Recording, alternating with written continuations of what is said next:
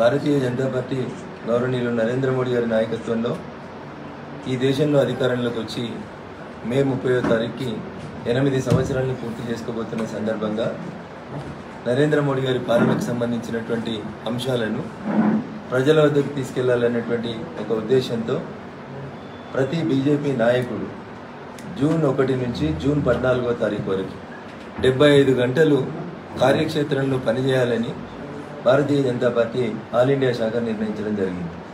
దానికోసమని దుబ్బాక నియోజకవర్గంలో 30 మందిని ఒక టీముని ఎంపిక చేసుకొని ఈ 30 మంది 75 గంటల పాటు 15 రోజులు జూన్ 1 నుంచి జూన్ 14 వరకు 15 రోజులు ప్రతిరోజు సరాసరిన 5 గంటల పాటు నరేంద్ర మోడీ గారి 8 సంవత్సరాల పాలన గురించి ప్రజలకు సవివరంగా చెప్పాలని చెప్పి పార్టీ నిర్ణయించడం జరిగింది. దీంట్లో భాగంగా ఈరోజు భారతీయ జనతా పార్టీ ముఖ్య నాయకులు కార్యకర్తలందరికీ సంబంధించినటువంటి ఒక సమావేశాన్ని నిర్ణయించుకొని మండలాల వారీగా ఎవరెవరం ఎక్కడెక్కడ పనిచేయాలనేటువంటి విషయంలో చాలా స్పష్టంగా భారతీయ జనతా పార్టీ నిర్ణయం తీసుకొని పార్టీని మరింత బలోపేతం చేసే దిశగా ఈ కార్యక్రమాలు ఉండబోతా ఉన్నాయి. అంతేకాకుండా 8 సంవత్సరాల్లో నరేంద్ర మోడీ గారు వచ్చే కంటే ముందు ఒక దరఖాస్తు పెడితే 18 నెలలు 20 నెలలు అయితే కూడా ఆ దరఖాస్తు ఎక్కడుంది ఏమైంది అనేది తెలియనటువంటి పరిస్థితిలో ఉండే, పాలసీ పెరాలిసిస్ ఉండే, అంటే నిర్ణయం తీసుకునేటువంటి శక్తి లేక యూపీఏ 1 యూపీఏ 2లో ఒక్కొక్క దరఖాస్తు 2 సంవత్సరాల పాటు పెండింగ్లో ఉండే. పాలసీ పెరాలిసిస్ అనేది కాంగ్రెస్ హయాంలో కొనసాగింది. కానీ ఇప్పుడు నరేంద్ర మోడీ గారు వచ్చిన తర్వాత పాలసీ పెరాలిసిస్ని పక్కన పెట్టి ఒక లక్ష్యాన్ని పెట్టుకొని ఈ లక్ష్యాన్ని ఇన్ని రోజులలో చేయాలని అనుకుంటే దానికంటే 2 రోజుల ముందే ఆ లక్ష్యాన్ని పూర్తి చేసే దిశగా భారతీయ జనతా పార్టీ నరేంద్ర మోడీ గారి ప్రభుత్వం పనిచేస్తూ వచ్చింది. 2 ఉదాహరణలు చెప్తా నేను. నరేంద్ర మోడీ గారు ఈ దేశానికి ప్రధానమంత్రి మొదటిసారి అయింది మే 26, 2014 నాడు నరేంద్ర మోడీ గారు మొదటిసారి ప్రధానమంత్రి అయింది.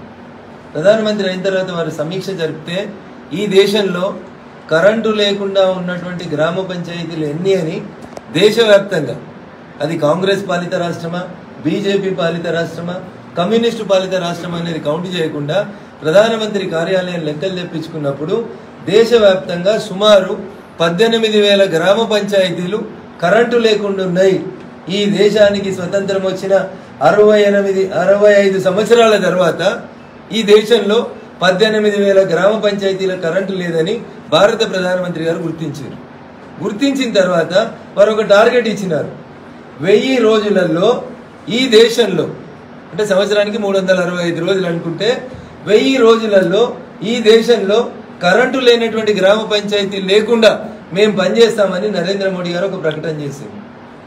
1000 రోజులకి 10 రోజుల ముందే 990 రోజులకే దేశంలో కరెంటు లేని ఊరు లేకుండా ఒక లక్ష్యాన్ని నిర్దేశించుకొని పనిచేసినటువంటి ప్రధానమంత్రి నరేంద్ర మోడీ గారు. అవినీతి లేదు. ఒక గోల్ పెట్టుకుంటే ఆ గోల్ని రీచ్ అయ్యేందుకు 2 రోజులు ముందే పనిచేసిండ్రు. మన ముఖ్యమంత్రి గారు రోజు గొప్పగా చెప్తాడు, నేను 24 గంటలు కరెంట్ ఇస్తున్న రైతులకని గొప్పగా చెప్పేటువంటి ముఖ్యమంత్రి గారికి లేదా తెలంగాణ రాష్ట్రానికి కరెంటు రావాలంటే అటు ఉత్తరాది గ్రిడు ఇటు దక్షిణాది గ్రిడు ఈ రెండింటిని అనుసంధానం చేయకపోతే దక్షిణ భారతదేశంలో కరెంటు కష్టం వస్తుందని చెప్పి నమ్మి దక్షిణాదిలో ఉన్న ముఖ్యమంత్రులందరినీ పిలిచి మాట్లాడి సౌత్ గ్రిడ్ని నార్త్ గ్రిడ్ని అనుసంధానం చేసేందుకు 2.5 సంవత్సరాలు టార్గెట్ అని పెట్టుకుంటే 30 నెలలు టార్గెట్ అని పెట్టుకుంటే 24 నెలలలోనే నార్త్ గ్రిడ్ని సౌత్ గ్రిడ్ని కలిపినటువంటి ప్రభుత్వం నరేంద్ర మోడీ గారి ప్రభుత్వం. ఇట్లా ఒక లక్ష్యాన్ని నిర్దేశించుకొని వెనుకటికి పాలసీ పెరాలసిస్ అని ఎందుకన్నా అంటే నేను పక్షవాతం వచ్చిన ఆయనకు లేవాలని ఉంటుంది, నడవాలని ఉంటుంది, పొద్దుగాల వాకింగ్ చేయాలని ఉంటుంది, కానీ చేయడానికి ఆయన శరీరం సహకరించదు. అట్లా కాంగ్రెస్ కూడా చాలా ముచ్చట్లు చెప్తుండే. 1978లో చెప్పింది కాంగ్రెస్ గరీబీ హటావో అన్నది. ఏం హటావో అన్నది? గరీబీ హటావో అని ఎప్పుడు చెప్పింది? నేను పుట్టినప్పుడు చెప్పింది 1978లో. ఈడున్న మా చాలా మంది మీడియా మిత్రులు కూడా పుట్టలే అప్పుడు. ఏం చేసింది? 78 నుంచి 2014 దాకా ఎన్ని ఇళ్ళు కట్టింది, ఎంతమంది గరీబులను ఇచ్చేసింది అంటే గరీబీ హటావో అంటే కాంగ్రెస్ వాళ్ళకి అర్థమైంది ఏంటంటే ఊర్లలో ఉన్న గరీబులందరినీ ఊరోతలు పెట్టి గుడిచెలే ఇరని అర్థమైంది వాళ్ళకి. అందుకని దళితులని, గరీబోళ్ళని, బీదోళ్ళని తీసుకుపోయి ఊరవతలు పెట్టిర్రు. మేమేం చేసినాం? బీదోళ్ళకి బాత్రూమ్ ఇచ్చినాం, సిలిండర్ ఇచ్చినాం, సిమెంట్ రోడ్ ఇచ్చినాం, ఎల్ఈడి బుగ్గలు ఇచ్చినాం, తినే బువ్వలో పైసలు ఇస్తున్నాం, ఆఖరికి వాళ్ళని అనుసంధానం చేస్తూ సీసీ రోడ్లు వేసి ఊర్లలో కలిపేసినాం. దళితులు ఏడున్నారనేది ఏరుకొని పోయి వాళ్ళ ఇళ్లలో సిలిండర్ ఉన్నదా లేదా చూసి సిలిండర్ ఇచ్చేసినటువంటి ప్రభుత్వం నరేంద్ర మోడీ గారి ప్రభుత్వం. వెనుకటికి ఒక గ్యాస్ సిలిండర్ కావాలంటే ఎమ్మెల్యే దరఖాస్తు, ఎంపీ దరఖాస్తు, సిలిండర్ దుకాణానికి 10 సార్లు తిరగాలి. ఇలా గ్యాస్ ఏం చేసినాం? దరఖాస్తు పెట్టకుండానే మా దగ్గర ఉన్న లిస్టు ప్రకారం ఎంక్వైరీ చేసుకొని పేద ప్రజల దగ్గరికి పోయినాం. అట్లా అవినీతి లేకుండా పేద ప్రజల సంక్షేమం కోసం గరీబ్ కళ్యాణ్ యోజన పేరిట అనుక్షణం పనిచేసినటువంటి ప్రభుత్వం నరేంద్ర మోడీ గారి ప్రభుత్వం. భారతీయ జనతా పార్టీ పక్షాన మెదక్ జిల్లాలో దుబ్బాక శాసనసభ నియోజకవర్గంలో ఉన్నటువంటి భారతీయ జనతా పార్టీ నాయకులు అందరం 10 నియోజకవర్గాలకి మా దుబ్బాక నియోజకవర్గాన్ని ఆదర్శంగా పెట్టుకోవాలనుకున్నాం. కేంద్ర పార్టీ మాకు చెప్పింది 10 మందిని ప్రతి నియోజకవర్గం నుంచి తీసుకొని 75 గంటలు వాళ్ళతోటి పని చేయించమని చెప్పింది పార్టీ. కానీ మీకు తెలిసి మా దుబ్బాకల చైతన్యం ఎక్కువ, ఉత్సాహం ఎక్కువ. ఇప్పటికీ 30 మంది పేర్లు నమోదు చేసుకొని ఈ రోజు నుంచి మేము పనిచేస్తామని చెప్పి గ్రౌండ్ వర్క్ మొదలు పెడుతున్నారు.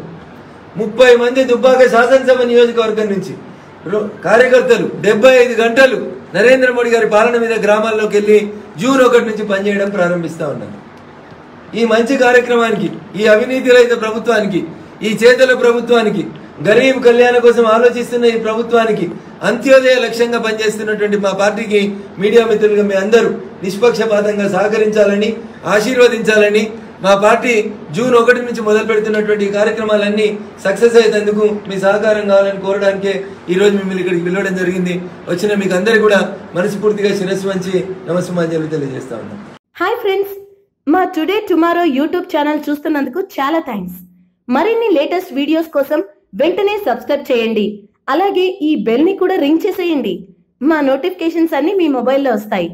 అలాగే మా వీడియోస్ మీకు నచ్చితే లైక్ చేయండి, షేర్ చేయండి, నచ్చకపోతే కామెంట్ చేయండి.